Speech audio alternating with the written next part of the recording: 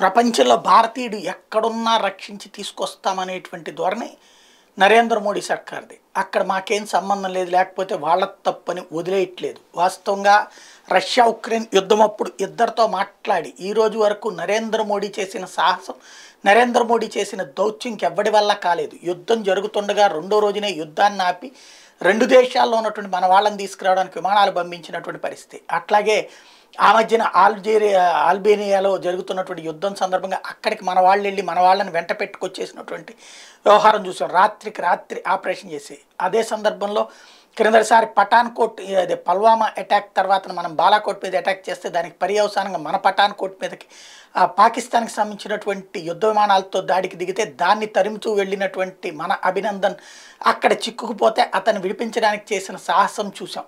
ఇప్పుడు తాజాగా నరేంద్ర మోడీ సర్కార్ ఒక సంచలనాత్మకమైనటువంటి నిర్ణయాన్ని తీసుకుంది. ఏదైతే ఇజ్రాయెల్ హమాస్ వారు జరుగుతున్నటువంటి చోట రెడ్ సీలో ఉన్నటువంటి ఒక షిప్లో 18 మంది భారతీయులు ఉంటే దాన్ని అక్కడ ఉన్నటువంటి హౌతీ తీవ్రవాదుల ముఠ దాన్ని నిర్బంధించి అవతల పక్కకి తీసుకువెళ్తున్నటువంటి సందర్భంలో భారత సైన్యాన్ని పంపించాలన్న సాహసోపేతమైన నిర్ణయం నరేంద్ర మోడీ సర్కార్ తీసుకుంది. ప్రస్తుతం భారత సైన్యం అక్కడికి చేరుకుని ఆపరేషన్ స్టార్ట్ చేయడం అన్నటువంటి సంచలనాత్మకమైనటువంటి అంశం.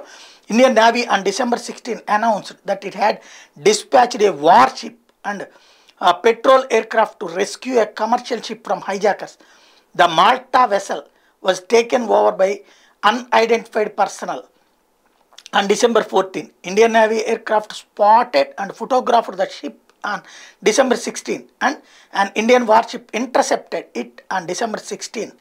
The Navy said that the operation was still underway. ఇది ప్రస్తుతం అయితే ఆపరేషన్ జరుగుతోంది. అది అజ్ఞాత శక్తుల పని, అంటే అది ఈ నౌకల్ని నిర్బంధించేటువంటి సముద్రపు దొంగల పనే అని భావిస్తోంది. అది హౌతీ కాదని భావిస్తోంది. ప్రస్తుతానికి ఆ షిప్ని ఆపింది. అక్కడ ఉన్నటువంటి షిప్లో ఉన్నటువంటి ఎవరైతే కిడ్నాపులు చేసేవాళ్ళు ఉన్నారో, సముద్రపు దొంగలు ఉన్నారో వాళ్ళని పట్టుకుని వాళ్ళ నుండి మన వాళ్ళని రక్షించే పనిలో ఉంది.